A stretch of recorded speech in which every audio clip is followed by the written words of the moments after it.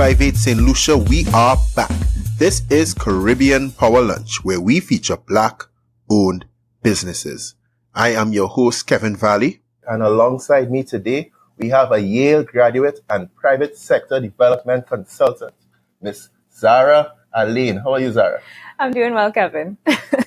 Today, we are dialed right back in to our friends in the Eastern Caribbean, beautiful St. Lucia. We are talking to the one-year-old business that has been fast rising and delivering value and happiness across the island. Mr. Gregory Sydney and the head lady in charge, it's Carissa Daniel. How are you guys doing? Hello. We're good, thank you. We're good. All right, so first of all, guys, happy one-year anniversary, April 4th, right? Yes, April 4th. Thank you very much. Congratulations. Yeah, man. Thank you.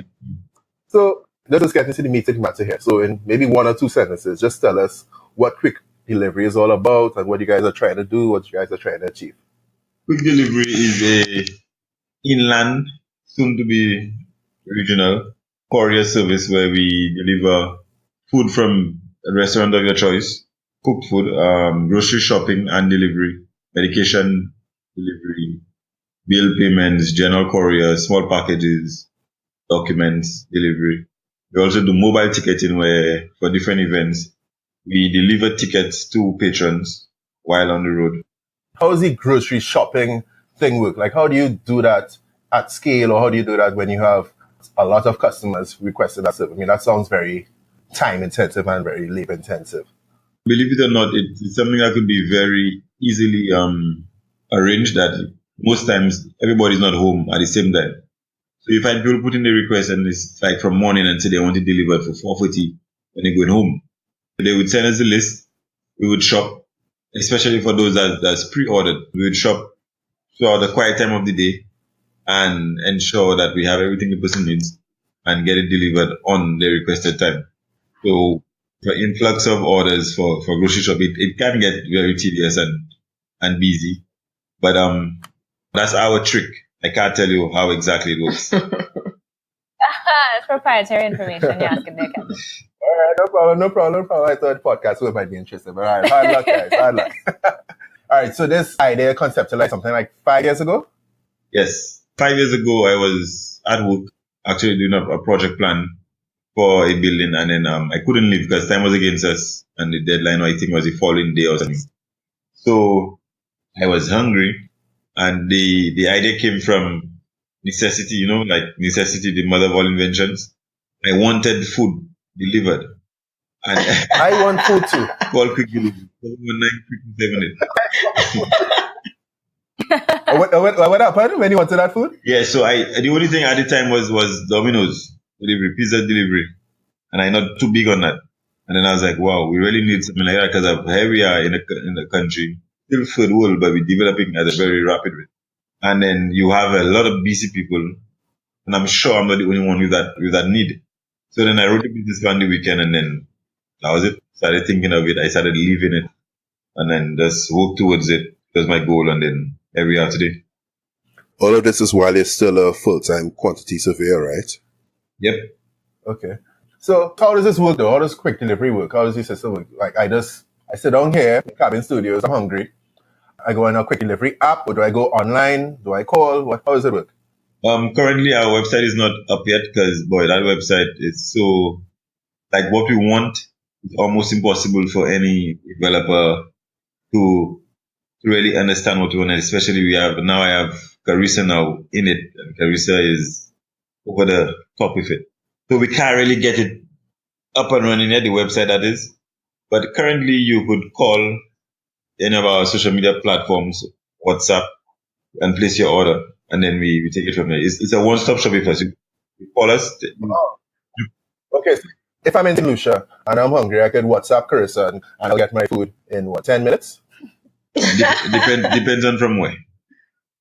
If I'm in Groceries also, in that area. Yeah. And you want food from Groceries? Yeah, definitely 10 minutes you would have your food. Once it's ready from the rest, because we have that aspect of it where the restaurants might not be as ready as we are, so there's a wait time there because we never know how busy the restaurant is if what you want is available. That aspect of it that we can't control. All right. So in terms of the restaurants and stuff, I mean, I know you also do medical and stuff. So I guess you'll have relationship with pharmacies and those guys, right? Yes, we do. Right. So how you go about onboarding these restaurants and pharmacies, etc.?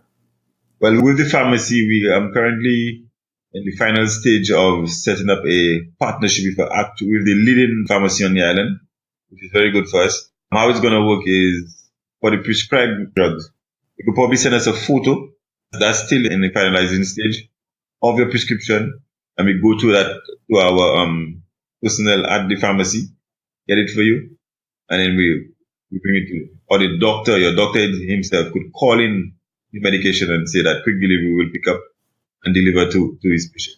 But for over-the-counter drugs, just let us know what you want. We get it and deliver to you. Okay, so if I need my Panadol or something like that, that's something I could call you guys for, or that's too. You could call us for anything once you pay it for it. I love it. I like that. I love it. We have a minimum value. If I need some Chairman's rum delivered to me, I could call you for that. I'm not seeing it listed here as one of your services, or would that fall under groceries? That's grocery shopping, and then I'll bring some Coke and ice though. Yes, so you bring that added value service. So when you first started out, when you had took the idea from the idea into the business, how was it working? Were you driving yourself? Were you doing deliveries on your own? Or did you have to hire drivers? How did it work? Because you're working full time. So how are you making this happen and work full time?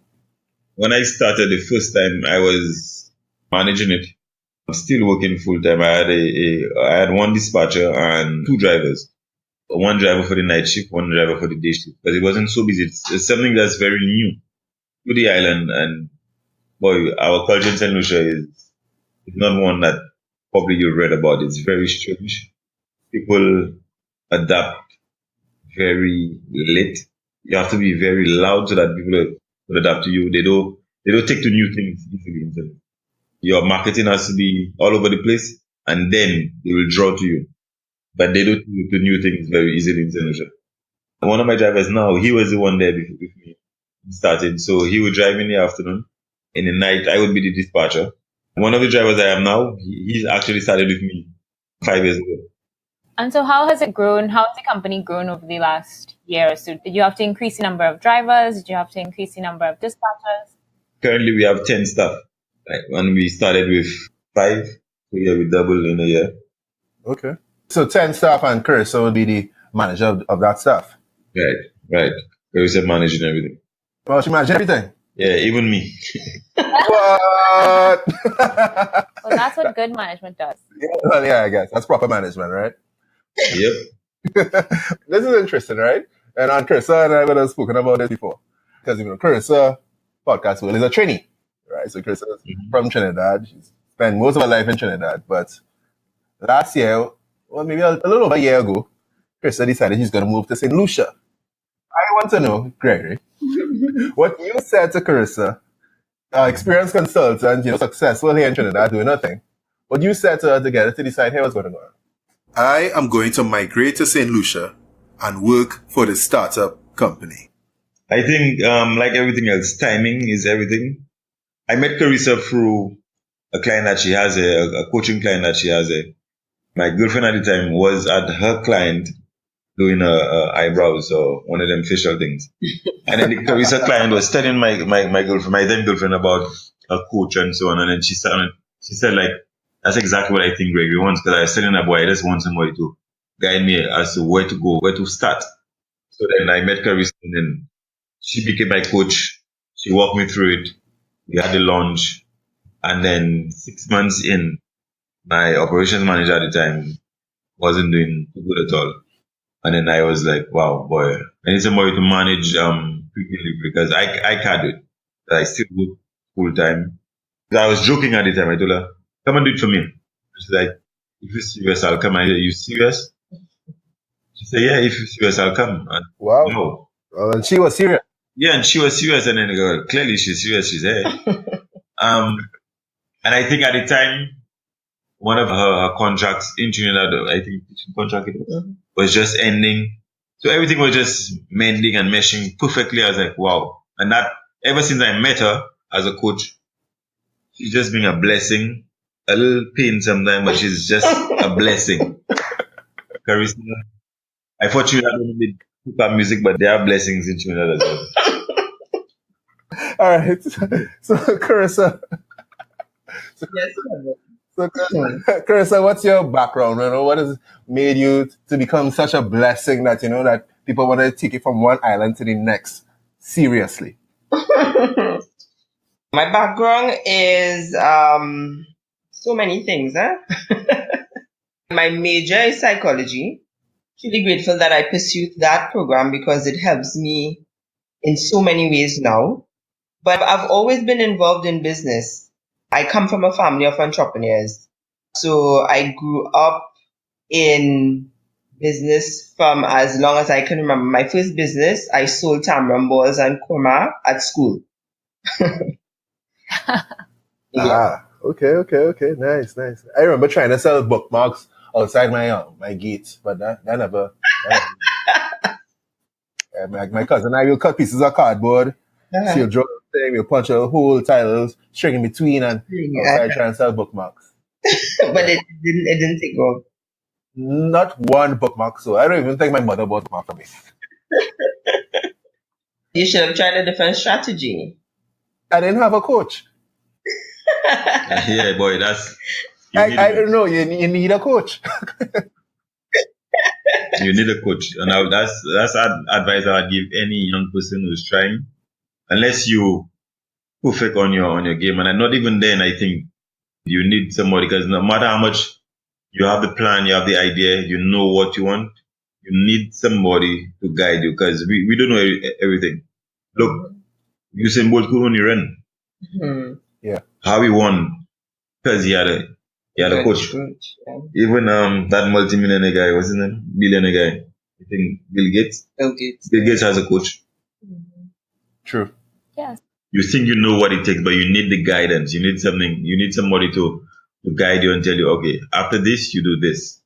They'll show you the benefit. They'll tell you why. And then that's things that you, as an entrepreneur, you will never see these things. You will never understand it, even that you do have a coach. And I think that's one of the best things. Well, she's know that I've been telling her, like, boy, it's made my life so much easier, so much order in my life. If you're trying, you need a coach. There's no two ways about it. You need a coach. And not Carissa. She's not available. So wait, Carissa can't... I was getting ready to call Carissa after this interview, because Carissa is not available for any other clients right now? No, she's not. Kevin, we'll talk about that after, okay? Yeah. When Gregory heads out, yeah, we'll talk. Yeah, we'll talk about it after. But when you have something that's very dear to you, and like you have so much value to you, you don't want to share that. No matter how much they say share, you don't want to share that for sure. All right, let me behave and ask my next question. So, Carissa, but you've been a serial entrepreneur yourself. You mean you've been in food retail, you've been in bookstore, Yes. you've been in events, lifestyle management. And tell us a little bit about that. Well, as I mentioned, coming from a family of entrepreneurs, that is something that I grew up seeing modeled before me, so that along my journey, I essentially tried as many things as possible. So, and this is something that I coined, that we have as entrepreneurs, we have so many ideas that we want to get done. We see a need and immediately, that would be a good business. So the same thing, I would come up with, see a need and come up with an idea and launch it. Some of them work, some of them didn't work. So it is a culmination of experience, learning from others, that I believe that attributed to me being able to help Gregory and help other people, help other businesses as well. And so, Carissa, when you go into a business, when you meet an entrepreneur, how do you know that you want to work with them? What is it about the entrepreneurs or the business people that you work with that tells you, okay, yes, I want to take this person on as a client? Very good question. Yes, because that synergy is extremely, extremely important. One of the things that I look for is passion. If that person has that passion and they're driven and also they have a desire to serve. Those are the two elements that I usually look for in working with someone. And when you say desire to serve, you mean like their specific customer segment, or do you mean more broadly? Meaning that for some persons, and this is probably a biased statement, but for some persons, they see a business as a get rich venture. And then there are those persons who see it as them being able to add value to other people's lives through their offering, no matter what it is. So I prefer to work with persons who want the latter. Right, because they would also be driven in a different way. So that if they're running into, do you find that those clients who have a service-minded orientation tend to be a little bit more perseverant when things don't go their way? Exactly, because they're in it for the long haul. The money is a reward, and of course, we all need money for the business to operate. But beyond that, they tend to dig their heels in and do what they have to do. Okay. And Gregory, what made you realize you needed a coach? Aside from the fact that you were working full time, I know a lot of people who have tried to start businesses have great ideas, but who would never have thought that they, as a startup, needed a coach. They think of a coach as being something which someone gets when they're trying to climb the corporate ladder or trying to expand into their first IPO. How did you know starting off that you wanted to have somebody on your team guiding you along the way? Because I was ready to start, like I said, ready. Like I had the money, I was ready. I know the time is now. I need to get people going. But I didn't know where to start. So as much as I have the idea and I know how I want what done, how I have the whole operating procedure in my mind, but I don't know where to start. Do I start with marketing? Do I start with and that's where she came in and I was like, boy, I need somebody to guide me along the way. Just like if you pursuing a legal matter, you need a lawyer. You need somebody to tell you what to say, what not to say, what to do, what not to do. And then that's when I realized that, boy, I really need somebody. And then she came along. I didn't go shopping for a coach. I just happened to find the right one at the right time. Okay. So you had the money. You had somebody in your network you knew you could rely on to help you get your business to the next level. Right. What? To start the business, not next level, to start it. To get off the ground. Okay. Right. All right. What other challenges did you face getting that business off the ground? Like I said, our demographics in Lucia is a strange one. When I started 5 years ago, I basically used that 6 months that I was operating for as market research. Hence why I became with the other services. Because when I started 5 years ago, I did only food. But then our existing customers would always ask us, can you drop a document by the lawyer, pick up something by the accountant? Can you get me 6 bottles of wine and bread and so on? And I was like, I'm going to add these services because they too are a necessity for customers, especially the tourists coming in. And that was, like I said, market research for me. So when I came back this time around, I knew that I had to add the services. To go back to your question, the challenges that I faced, one was as soon as I started, I needed to keep up financing. Our banks here not so friendly with startups. Two, our web culture in St. Lucia, you will find a lot of people talking about it, talking it up, and then you actually use the service now is another problem. Our geographic location too, with our limited for our logistical software to work. It was a pain because our Google Maps is not updated, so and it's we have a problem with street names and addresses. So that too was a fight up. Now our drivers basically know where all our customers are, and we know enough landmarks to find you wherever you are. Human resource, human resource. I think in any business is the hardest part. That is the hardest part, the human resource. To train people, tell them no matter how much training you give them, some people just never really get it. While they are the most beautiful thing, because without them, we're nothing, but it can be challenging sometimes on the human resource end. So I think that 3 or 4 items were the main hurdles, but then we're getting over them slowly but surely. Okay. All right, well, clearly the company has already proven concept. I see you guys featured a lot in St. Lucia media and stuff. I know you guys were featured in Dazzle magazine as well. Yes. Yeah, Yes, with Rankin, yes. I just spoke to Rankin last week. Would you say that the company has achieved critical mass in terms of user base and supplier base? Yes, and growing. We will get new customers mostly every day. Every day. Every day we get a new customer, and that alone keeps me going. When I look at the logs and I see that we have a new customer every day, that means we're doing something that we actually helping people. That convenience is really needed. Okay. I get amazing feeling from that. Yeah. Before we hit record on this call, we were talking about bringing you guys over to Trinidad. We're hoping that you guys come over to Trinidad because Zahra and I, we just ate some greasy bagels just now there that she had to pick up in a rush. Yeah, it'd be nice if somebody could bring some food that we really wanted to eat. So what needs to take place for quick delivery? To scale, right, so it's already scaling locally in St. Lucia. But what needs to take place for it to scale regionally and perhaps globally? That's the plan. I really want to make the Caribbean a smaller place.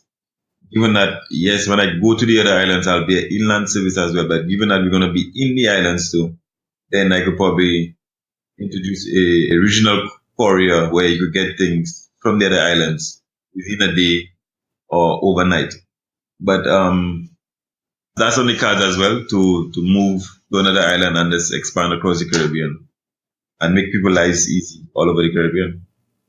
That's an interesting vision. I mean, I think it's clear that you are driven by the desire to fill a need that exists, that even though we are small countries, it may be hard to navigate certain things between the opening hours of our businesses and the work hours of our offices. We don't have a lot of time to spend picking things up. And I know in St. Lucia, the traffic can also be a problem. In Trinidad, it's a huge issue, which is why people can leave to run an errand at lunchtime and not come back until 2:30. Mm-hmm. Wow. Yes. All they did was go to the mall to pick up some medication and come back. Yes. So I guess my question is, how soon are you planning to come here And bring Carissa too. and help us solve these logistical issues? She will come and set up, but she has to come back. She has to stay with Bring me. a pattern, Carissa. I feel like you're St. Lucian now, just so you know. She is. Yeah, She started talking like us too. I was like, wait, It's true, I didn't know she was Trini when I was talking to yeah, her. I was like, wait, hold on. You have a slight accent. It was kind of ambiguous. It's what, you know what Carissa is doing is she's developing a pan-Caribbean accent. So no matter which country they go to, Carissa will be from there. That is my Tobagonian. Oh, I'm I am half that Tobagonian makes myself. sense. There we go. I was You're All right. Tobagonian. I'm half Tobagonian. Half Trinidadian. So you're half Trinidad Tobagonian. and half Trinidad. I'm a Okay. full Trinbagonian. Wow. Exactly. Thank you very much. I've never heard that before. But I actually had a question about the human resource problem. So I know that human resources, training, and customer service is a huge challenge that we have in the region. Even in countries like St. Lucia, where Yes. you have a very large percentage of the economy dependent on service industries, hospitality, tourism, there's still a challenge to really get that customer service minded mentality and service delivery. So how do you treat with that? How are you able to, one, identify the people who you think would do well and be able to take on what you need them to do? And two, like, how do you create the type of company culture that requires a particular type of service or that shows what you want for your customers? To answer the first question, we have I wouldn't say rigorous, but we have a mapped out recruitment and selection process. We know exactly what it is that we're looking for, and I'm happy that you mentioned that culture aspect of it, our organizational culture. That is one of the things that we look for, whether or not there is that flow with the person or there will be that flow. At Quick Delivery, we have a family. That's what we like to look at it as. The unit, we are very close to one another, and that helps with our delivery of the service to our customers as well. The intention is that once our primary customers, who is our team, once they are happy, once they feel happy to come to work every day, then that translates into the delivery of service that they provide to the customers as well. As you guys are aware, with new companies, we have the teething process with regards to team members. So we will have some and then we'll lose some and then we'll have some until we have those that actually stay with us. But our current team, I must say that after a lot of grooming, and we still have more grooming to do, we are at a stable place right now where they are fully on board. They are fully in love with the company. Yes, they are in love with the company. So we have team members who every day they talk about how happy they are to work with quick delivery, even at the stage that we are at right now. And you guys know at this stage, there's just so much that is happening, so many changes that we have to adapt to in order to make our product one that is acceptable to our customers. So in terms of the way that we manage our team, we manage from a place of love. Everything that we do is from that place of love so that our team members, they feel that and then they give that to our customers. I love that, love it. Let's talk a little bit about the environment itself, right? So let's talk competitive environment. Who is your competition in St. Lucia? Quick Delivery is the premier inland delivery company in St. Lucia currently. In terms of, we are the only ones who are offering specifically restaurant food, delivery, medication, groceries, bill payments. Courier, on the other hand, the general courier service, that is something that is being offered by quite a few other companies. But in terms of the combo, the one-stop shop, we are the only ones who are offering that currently. So you guys are like a concierge service. You're like a retail concierge service. Yes, we are. It's very interesting that you said that because when Gregory first introduced the idea to me, that was the first thing that came to mind. It is a concierge service. So how do you find your new customers? Are you finding new customers by recommendations? Are you doing a lot of marketing? How do you think that you're bringing in new people? And do you think that given that we have small populations, is there a goal that you have in terms of number of customers, percentage of the market? Are you trying to get everybody using your service, or are you trying to get a particular percentage to stay sustainable? And have you identified what that is? So to answer your first question, the first part of the question, currently the primary way in which we generate new customers is through social media. And that is because of our customer base, the age group. They are primarily the ones on social media. So that is the number one medium. The second medium would be through word of mouth. Because when someone experiences quick delivery, and they experience the convenience, they experience the love that they get from our team members, they tell other people. So that we have a lot of word of mouth, persons calling to say, a friend told me that, they ordered this the other day and I'd like to try the service. So primarily through social media and then word of mouth. What was the second part of your question? How much of the market would you like to capture? And is there a percentage that you need to capture in order to be sustainable? To be honest, right now we are looking for world domination. Wow. 100%. This person not easy, boy. 100%. 100%. And I don't say that slightly because I know that our product is a product that people need. And you guys are aware of how busy life has become for people. Yeah. Yes. And in that busyness, we still have to get stuff done, but we still want to enjoy quality living so that we see ourselves as a service that could help people achieve that. So that's why I'm saying our aim is 100%. And at this point in time, because currently we are the only players in the market in St. Lucia at this point, it's easy for us to expand and to capture that market. Okay, that makes sense. I like that goal, 100% market penetration. Carissa knows what she's doing, you know, Zahra. Well, obviously. I like that. No, I think that makes a lot of sense, especially because sometimes we don't think about the challenges of small markets. So sometimes you need higher market capture in order to make it worth it. Exactly. And that is a good point, Zahra, because it is a very small population.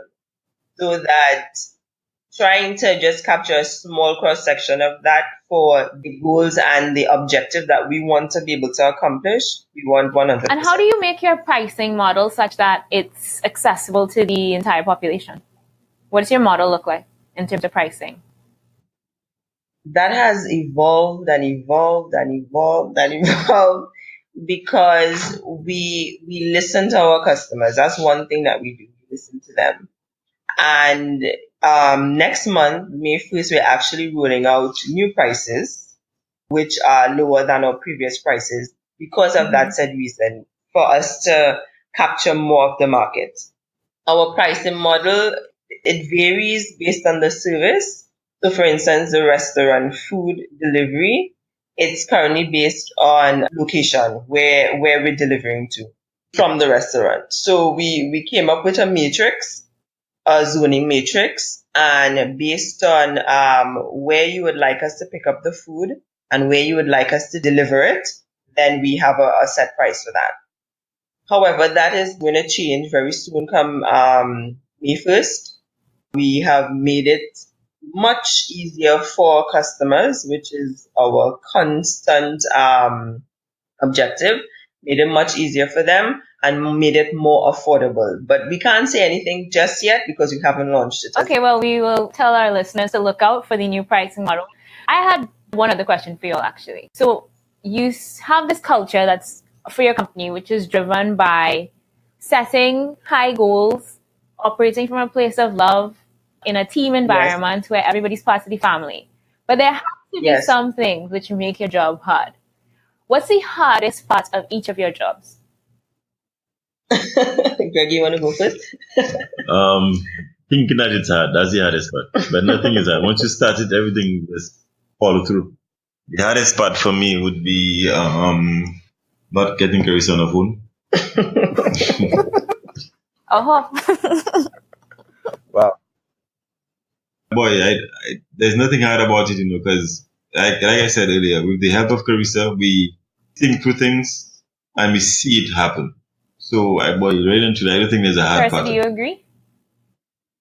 Generally, this is just a life outlook for me. I don't see anything as hard, but see things as an opportunity, so that we have countless opportunities before us for us to explore and for us to improve and do better. So that hard is not a word that we use in our vocabulary, really, but we do have challenges. One of our challenges, well, we have several every day. If I have to say one, what would that be?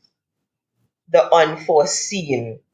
Because of the nature of what we do, it's just subject to a lot of things that are outside of our control. So let's just say on one day there's one accident that would affect our entire operation.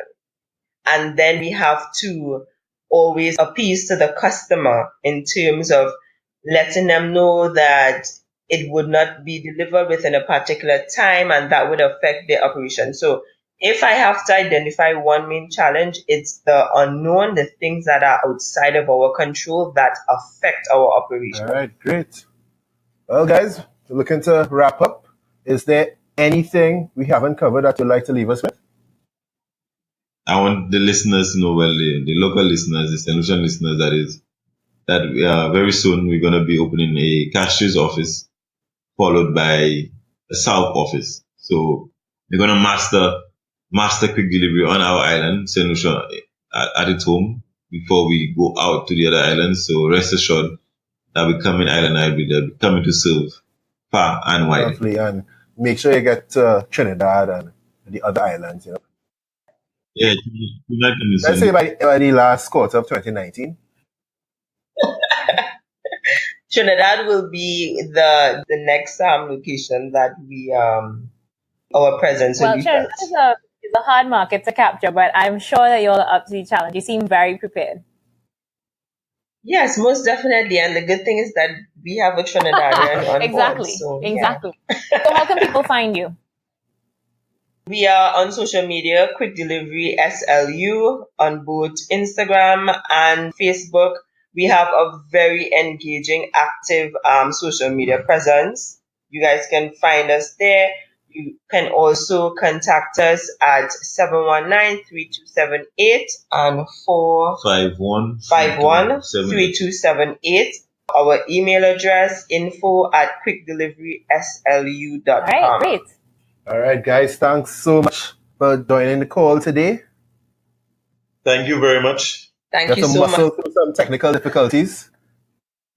Yeah, that's technology for you. I almost cried a little bit. Yeah, technology will bring a grown man to tears. But we managed to get through it. We're really happy to have spoken to you guys. It sounds like you're really making some interesting moves. And I know that this is definitely a service which has a huge need. So I look forward to hearing more stories and success. Thank you so much, Zahra. We appreciate it. No problem. Anytime. There you have it, podcast world. No car, no problem. Quick Delivery is here, the solution to all your problems. Coming soon to Trinidad, Tobago, Grenada, Guyana, St. Vincent, Jamaica, the entire Caribbean region. If you aren't subscribed to Caribbean Power Lunch, you need to get on to caribbeanpowerlunch.com/subscribe and subscribe using your favorite podcast player. Castbox is our favorite right now. Podcast World, Cabin Studios, St. Lucia. We are out. Bye.